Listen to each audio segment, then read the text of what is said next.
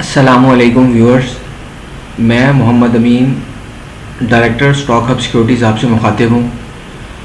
Viewers, मई 2026 close हुआ है, तो ज़रा मंथली ग्राफ का जायज़ा लेते हैं KSE 100 इंडेक्स का।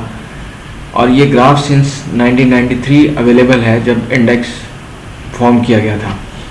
अब ये 1993 से लेके 2008 तक की मूव जो है ये दब गई हुई है। इसे ज़रा मैं जूम इन करता हूँ तो नज़र आएगा कि यहाँ पे बहुत बड़ी बड़ी मूव्स हैं ये 1998 में, 2000 में, लेकिन वो दब गई हुई हैं इसके सामने। ये जो 2007 और 2008 वाली मूव है।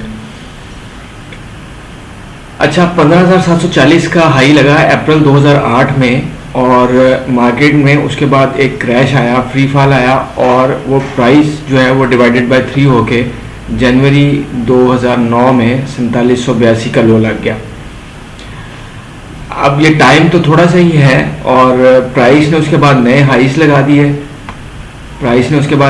लगा दिए, लेकिन वो रेट तो 2012-13 में नहीं आए। वो जो स्क्रिप्ट्स यहाँ पे 15,000 इंडेक्स की वैल्यू पे थे, वो स्क्रिप्ट्स जो है 2012 में उस वैल्यू पे नहीं आए। कुछ और कंपनीज मर्ज हुई और उनकी बुनियाद पे जो है वो इंडेक्स को बुलिश मोमेंटम नज़र आया उसमें। अच्छा, अब उसके बाद फिर एक बुल रन कंटिन्यू और हाई लगा 53,127 का मई 2017 में। उसके बाद फिर एक दफ़ा मंदी जो कि इंडेक्स की वैल्यू को 27,046 तक ले गई मार्च 2020 में, जब कोविड आया, और यहाँ पे ये वी शेप रिकवरी बनी। ये मैंने सर्कल में हाईलाइट कर दिया कि 2 दफ़ा 28,000 का लो जो है वो लगा, कि एक दफ़ा 19 में, अगस्त 2019 में, उसके बाद 43,000, और फिर जो है वो 27,000 2020 में। तो ये वी शेप रिकवरी रही। इसके बाद इसका ब्रेकआउट, पोस्ट ब्रेकआउट अकोमुलेशन, और जब हम डिफॉल्ट के दाने पे खड़े थे तो वहाँ पे फिर तो डिफ़ॉल्ट का ख़तरा टला बेल आउट पैकेज IMF के साथ। तो उसके बाद फिर मार्केट ने वापस मुड़ के नहीं देखा और कॉन्टीन्यूसली। अच्छा, अब करंट सिचुएशन में ये है कि 191.32 का हाई लगा जनवरी 2026 में, और 144,119 का लो मार्च 2026 में। ये 2 मंथ हैं।